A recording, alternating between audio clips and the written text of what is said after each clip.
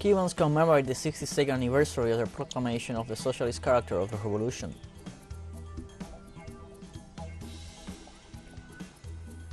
In Russia, President Vladimir Putin met with Chinese Defense Minister Li Shangfu on the first day of the high official three-day visit to the nation.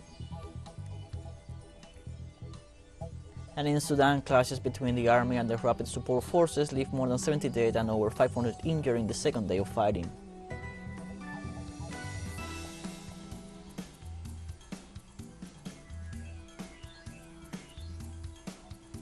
Hello, welcome to From the South. I'm Luis Alberto Matos from the teleSUR studios in Havana, Cuba.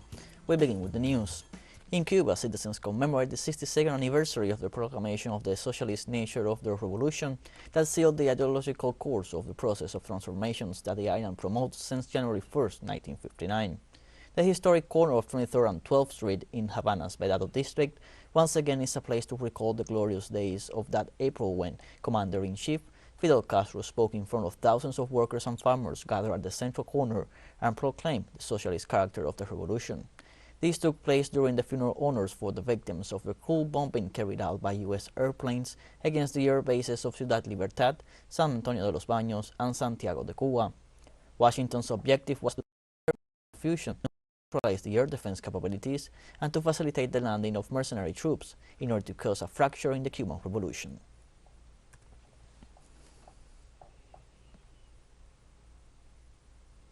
Haiti's social organizations denounced that all churches in the country are closed under pressure from criminal gangs. The director of Vision for Haiti Foundation, Maxo Joseph, said that the country's churches have not been able to comply with Easter schedule due to criminal gangs demanding payments to allow churches to fulfill their activities.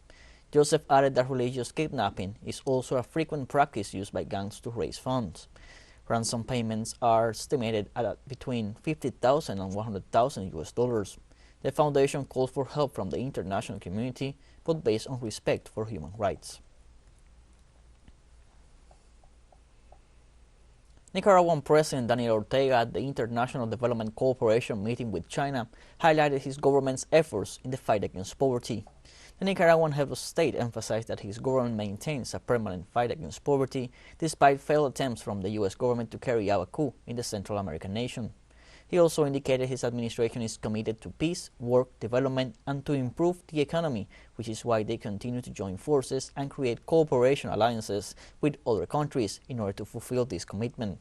President Ortega concluded by saying that Nicaragua is on a growing process while improving the quality of life for all Nicaraguan families.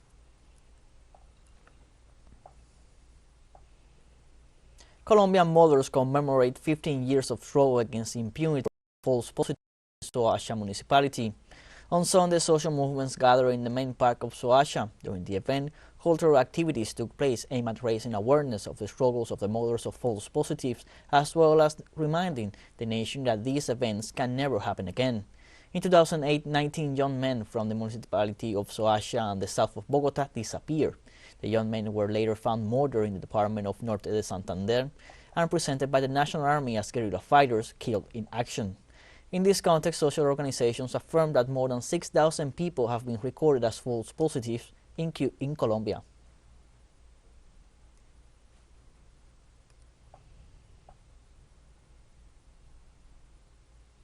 The National Movement of Friendship and Mutual Solidarity Venezuela-Cuba commemorated 20 years of the social program Barrio Adentro, a historic achievement of humanity and brotherhood. The strategic vision of Commanders Fidel Castro Ruz and Hugo Chavez Frias made possible 20 years ago the creation of the Barrio Adentro as a humanitarian and solidarity-based social project. This initiative began with medical clinics in the communities to provide free preventive care to patients. In spite of the economic conditions of the country in recent years due to the blockade and coercive measures imposed by the United States.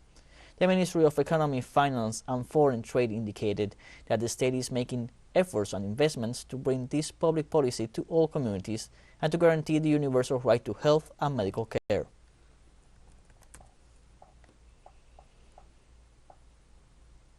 On Sunday, the Brazilian Agency for International Tourism Promotion announced that the number of foreign tourists in Brazil would increase by an estimated 2.1 million in 2023. For such forecast, they expect about 9.7 million passengers between April and December, an increase of 26% compared to the same period in 2022. The figures are contained in a report prepared with data from Forward Keys, one of the world's leading travel analytics providers. Between January and February, foreign tourists left in the country $1.1 billion, surpassing the digit of the first 2 months of 2020. The announcement also states that the presidency of the Brazilian Agency for International Tourism Promotion has been in talks with at least 32 foreign airlines to include new Brazilian routes in their destinations.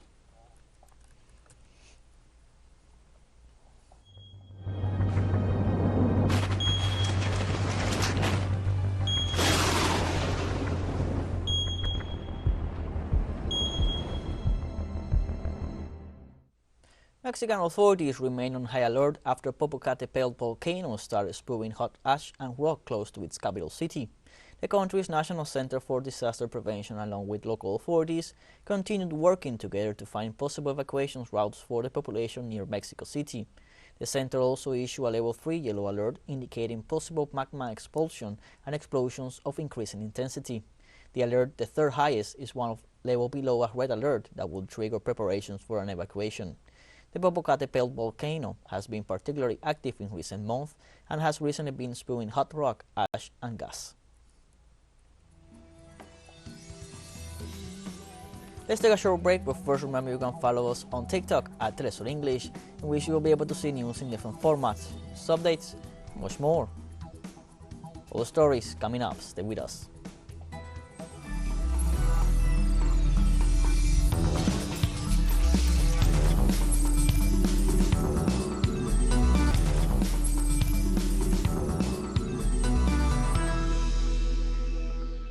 Welcome back from the South.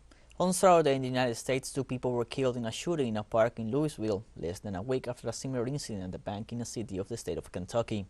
The incident occurred last night in the city's Chickasaw Park, and the police report indicated that it also left about 4 people wounded.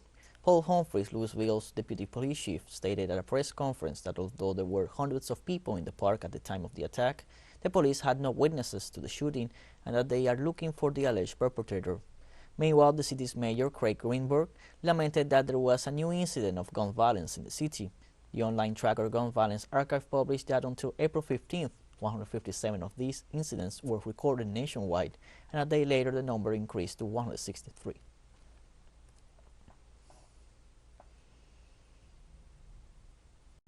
Elsewhere, also in the U.S. southeastern region, on Saturday 4 people were killed and several injured in a shooting in the state of Alabama. Police reports indicated that the victims had been celebrating a teenage birthday party. The shooting occurred in the location of Deadville, a small town northeast of Montgomery, the state capital, and that at least 20 people were shot and wounded, mostly teenagers. Alabama law enforcement agencies did not mention whether a suspect had been arrested or identified. The United States, a country of around 330 million people, is awash with some 400 million guns, and deadly mass shootings are a recurrence. On Sunday, Russian President Vladimir Putin met with Chinese Defense Minister Li Shangfu on the first day of the high official's 3-day visit to Russia. The Chinese Defense Minister arrived in Moscow following President Xi Jinping's previous visit, during which he and Russian President Vladimir Putin presented a united front against the Western Bloc's hegemonic policy. During his trip, Shangfu is scheduled to hold talks with his Russian counterpart Sergei Shoigu to discuss the status and prospects of bilateral cooperation in the defense sector, as well as issues of global and regional security. This visit seeks to strengthen the relationship with Russia and also to reinforce the New World Order.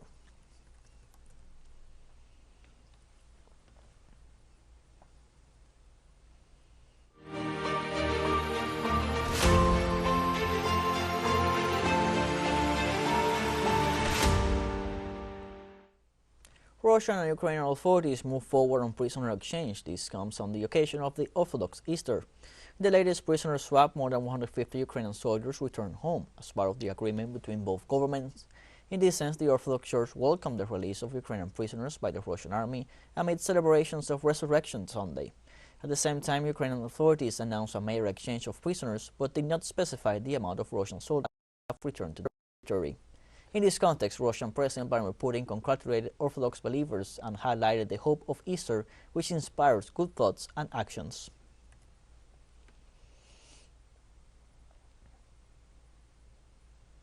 On Sunday in the Czech Republic, thousands of demonstrators gathered in Prague's central Wenceslas Square to protest against their centre-right government.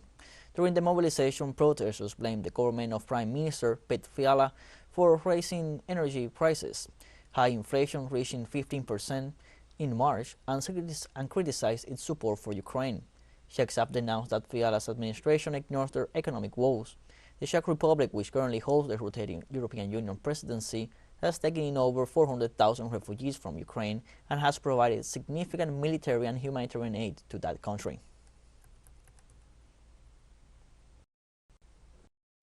We are here today because we want to express our disapproval of this government, of the political situation, of what's going on in the Czech Republic, and in fact in the whole of Europe.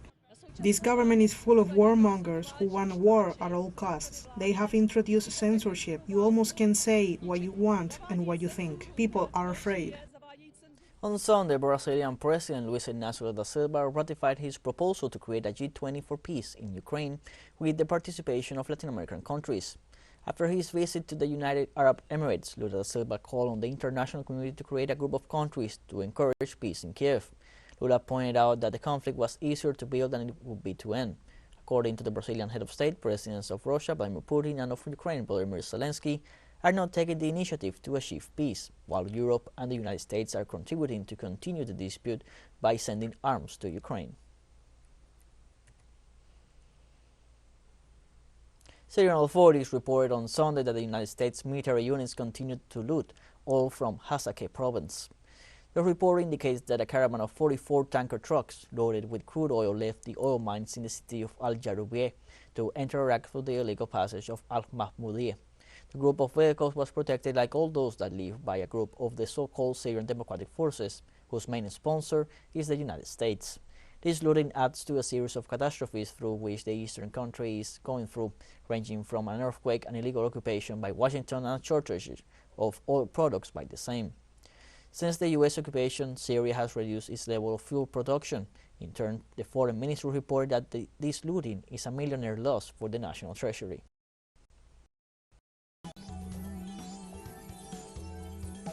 teleSUR English continues to grow. You can now tune in from 33 different African countries through StarSat, dial 461 and enjoy Latin American alternative broadcasts. One final short break, we'll be right back. Don't go away.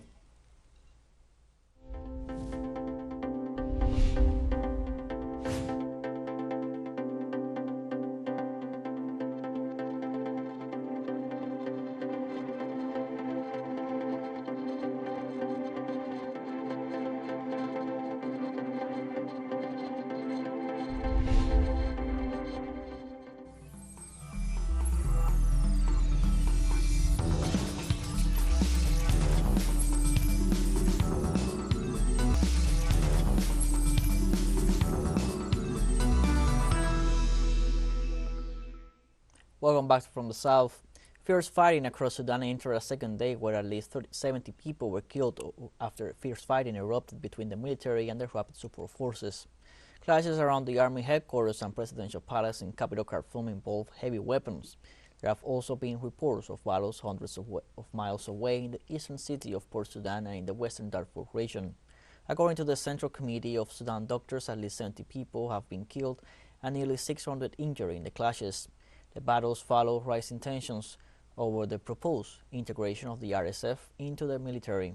The disagreement has delayed the signing of an internationally backed agreement with political parties on a transition to democracy.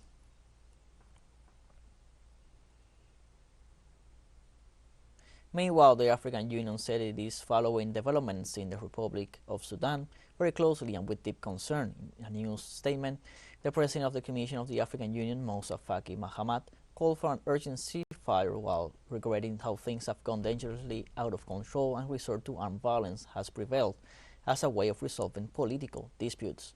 Mahamat also further appealed to all parties, armed forces and the rapid support forces in particular, to immediately cease the destruction of the country, the panic of the population and the bloodbath of innocent people.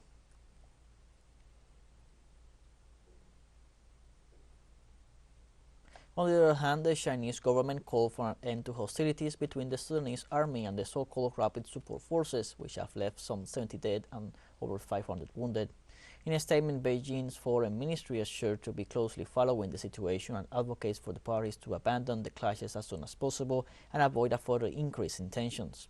The Chinese foreign ministry also expressed its hope that there will be the possibility for dialogue and that Sudan will be able to move along a political transition process.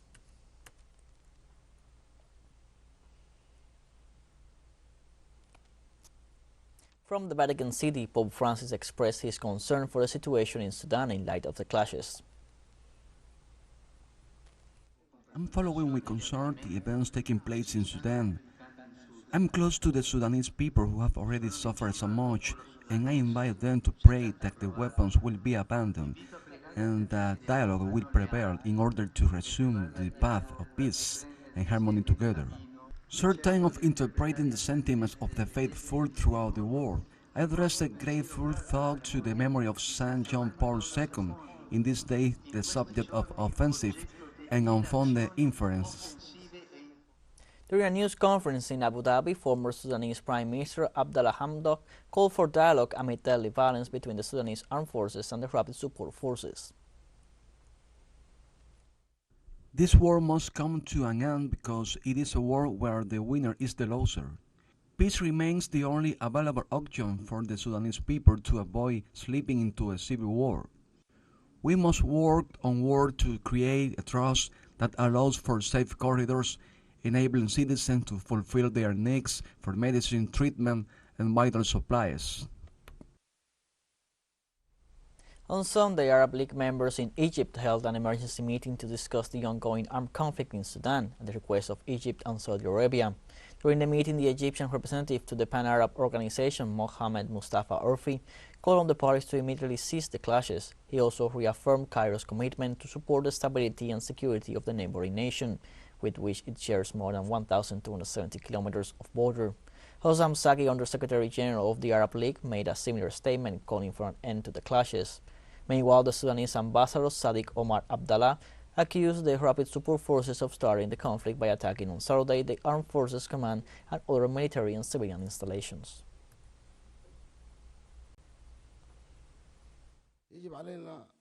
We have to affirm that what is happening in Sudan is an internal issue, and at the same time all efforts are needed from our brotherly Arab countries in order to calm the situation in the country. We call upon this meeting to confirm this point and to recommend that the settlement be left to the Sudanese away from international interference. My country's delegation called upon all the Sudanese parties to put an immediate end to all sorts of armed conflicts in order to prevent further bloodshed and to preserve the safety and security of civilians as well as the properties of the brotherly Sudanese people. We warn of the dangers of the violent escalation in the Republic of the In Yemen on Sunday, the International Red Cross Committee reported the completion of the exchange of prisoners by the governments of Yemen and Saudi Arabia with Houthi forces. Almost 900 people were released by the Houthis and the governments of Yemen and Saudi Arabia. The mediator of this process was the International Red Cross Committee. The entity not only acted as an intermediary but also took part in the exchanges through its airplanes. The agreement between the governments and Houthi authorities was signed with the support of the United Nations. The exchanges were originally scheduled to begin on April 11th but began on April 14th and ended on April 16th. The Houthi forces plan to carry out another exchange of 1,400 prisoners with the Yemeni government in the coming days.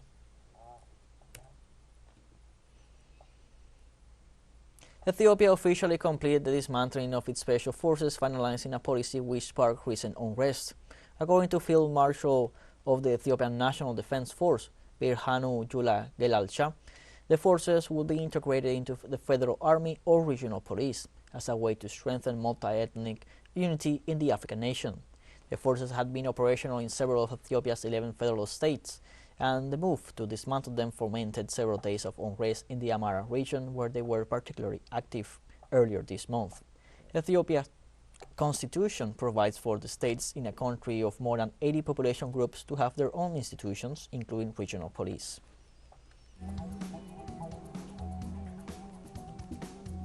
We have come to the end of this news brief. You can find these and many other stories on our website at telesurenglish.net. You can also join us on social media, Facebook, Twitter, Instagram, Telegram, and TikTok. For Telesur English, I'm Luis Alberto Matos. Thank you for watching.